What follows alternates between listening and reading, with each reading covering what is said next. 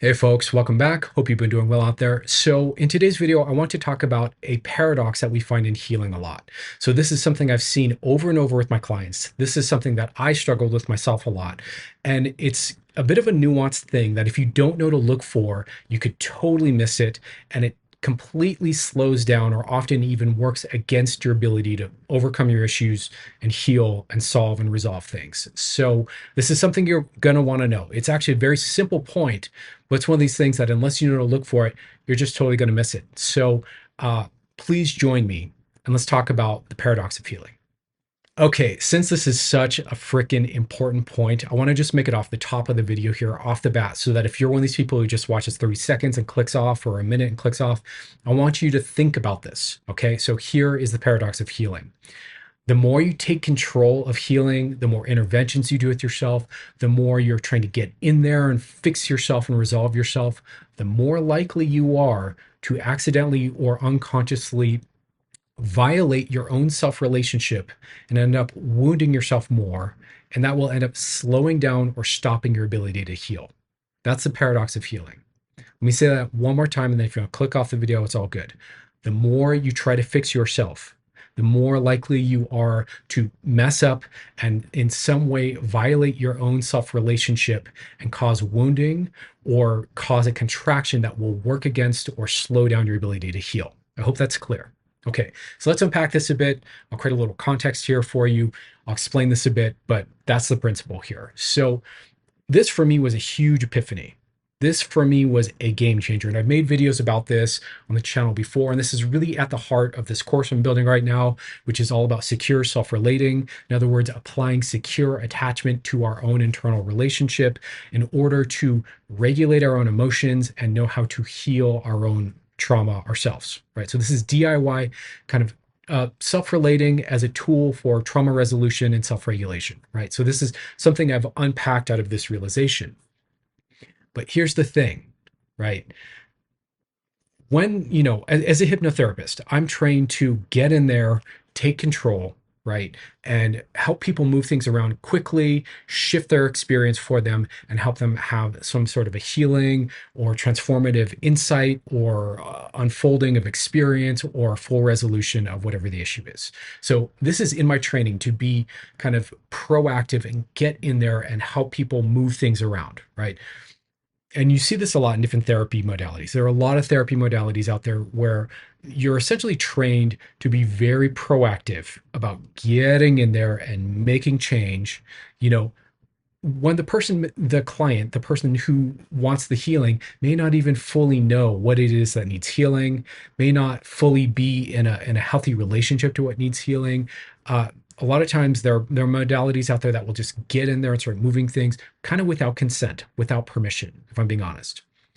And once I started to see this, I started to realize that by doing this, we're essentially potentially totally ignoring what maybe certain parts of this person's personality or psyche or unconscious mind might want or might need, right? We might be ignoring needs that this person's nervous system is presenting. We might be missing what it's trying to tell us.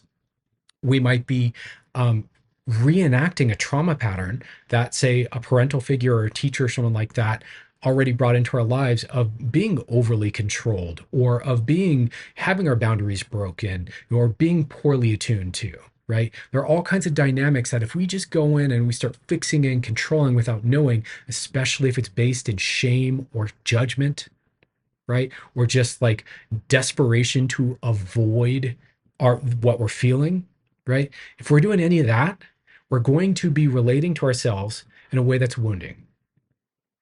Now, if we're relating to ourselves in a way that's wounding, why would the parts of us that are being wounded want to comply and unfold themselves and release whatever needs releasing and heal? Think about that for a moment.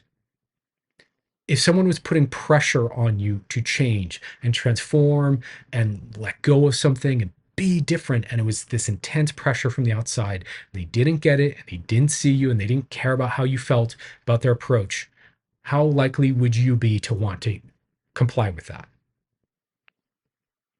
It's the same thing internally, right? So this is the paradox of healing. This is the thing that a lot of people don't get, is that we need to keep our eyes on the quality of the relationship, as primary, as the supporting structure, as the foundation that creates the comfort to be able to unfold and let go and move and change things.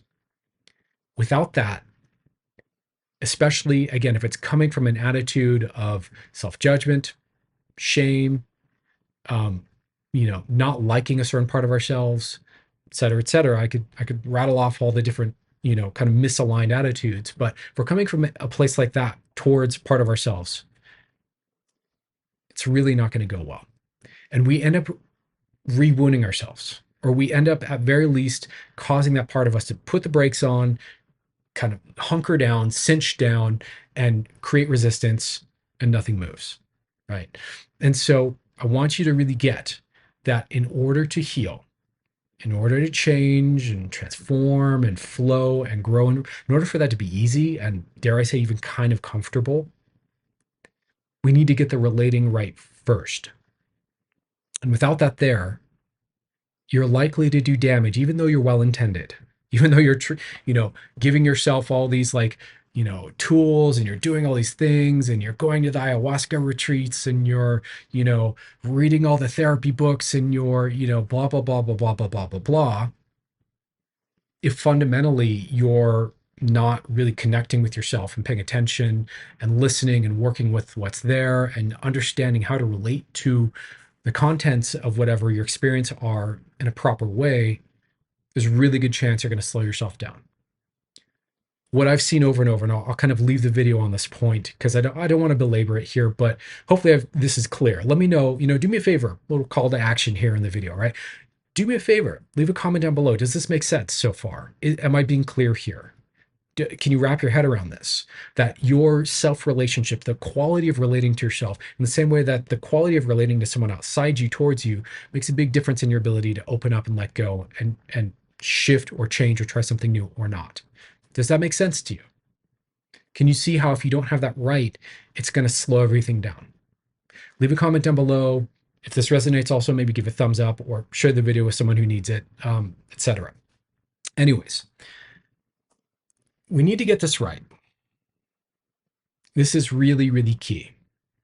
And what I found, honestly, is when people get this, when they get the right relational approach, or when I get the relational approach right with them, everything flows. It suddenly becomes very smooth. It becomes much easier to do the healing work, to do the growth work.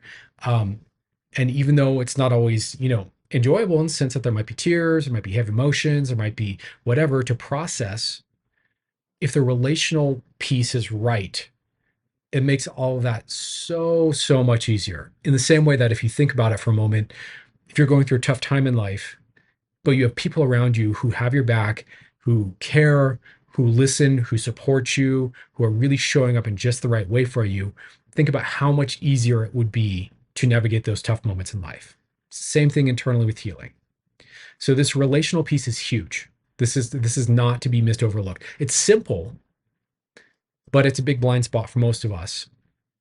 And this is why this fix me, or I need to fix myself, or just get in there and change it kind of attitude, why it ends up not working out so well. So anyways, just want to share that with you. Plenty more to say, but don't want to yammer on too long here. So watch the video, or sorry, what am I telling you to watch? Keep watching the videos here on the channel for more. I've got way more content about this on the way. This is really at the heart of this course that I'm building. And I want you to really understand this, because proper relating is not just like an incidental thing. It's not just a nicety. It's not just a sweet, oh, life's better. It's not that. It's a fundamental tool for your mental, emotional well-being. It is a fundamental tool that makes you, healthy, and makes you a force, if you're going to properly relate to others, a force of healing for others. This is a big deal. This is not a small thing. What I'm pointing out here is a big deal, is what I'm trying to say.